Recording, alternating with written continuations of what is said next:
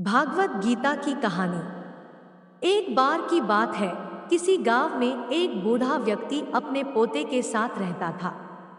वह बूढ़ा व्यक्ति रोज सुबह जल्दी उठकर भगवत गीता पढ़ने के लिए मेज पर बैठ जाता था। साथ में ही उनका पोता भी भगवत गीता पढ़ता था। वह अपने दादाजी जैसा बनना चाहता था, इसीलिए पोता दादाजी की तरह सब कुछ करने की कोशिश करता था।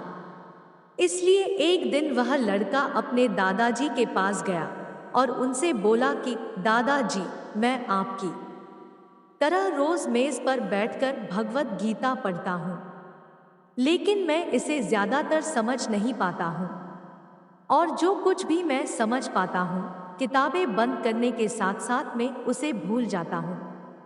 मैं जो पढ़ता हूँ उसे भूल जाता हूँ। तो भगवत गीता पढ़ने से मुझे क्या लाभ होता है?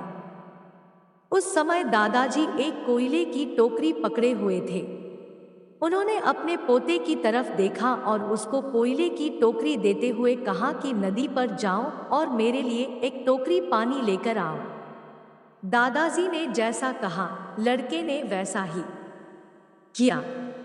लेकिन जैसे ही लड़का उस टोकरी को भरकर घर पहुंचता, टोकरी का सारा पानी निकल जाता। दादाजी ने देखा और मुस्कुराते हुए कहा, वापस पानी लेने के लिए नदी में जाओ और फिर से कोशिश करो, लेकिन इस बार थोड़ा तेज चलने की कोशिश करना। लड़का मान गया और इस बार नदी से पानी लेकर जल्दी घर पहुंचने के लिए तेज भागा।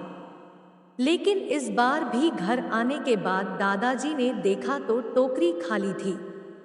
दादाजी ने लड़के को फिर से कोशिश करने के लिए कहा, लेकिन हर बार रास्ते में टोकरी से पानी निकल जाता और टोकरी खाली हो जाती है।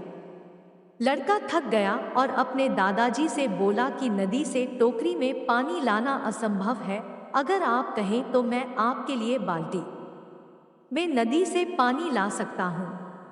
दादाजी ने उत्तर दिया कि मुझे बाल्टी में पानी नहीं चाहिए, मैं चाहता हूँ कि तुम उस कोयले की टोकरी में ही नदी से पानी लेकर जाओ, फिर से कोशिश करो। लड़का जानता था कि यह असंभव है, लेकिन उसने अपने दादाजी की बात मानी और फिर से कोशिश की। इस बार लड़का जितनी जल्दी हो सके दौड़ा, लेकिन फिर से टोकरी खाली थी। लड़का थक गया और उसने अपने दादाजी को कहा, दादाजी, इस टोकरी से नदी में से पानी लाना हमारे लिए असंभव है। दादाजी ने उत्तर दिया, तुमको लगता है कि यह असंभव है, लेकिन जरा टोकरी को देखो। लड़के ने टोकरी की और देखा कि टोकरी बहुत साफ सुथरी दिख रही है। उसने देखा टोकरी से कोयले के सारे दाग हट गए हैं। कोयले की टोकरी अंदर और बाहर से साफ हो गई थी। दादाजी ने कहा, तुमने देखा कि टोकरी अब सारे दाग मुक्त हो गया है। इसी प्रकार जब आप भगवत गीता पढ़ते हैं तो ऐसा ही होता है। जो तुम पढ़ते हो उसे तुम समझ या याद नहीं रख सकते, लेकिन यह शब्द तुमको अंदर और बाहर से बिल्कुल बदल देगा।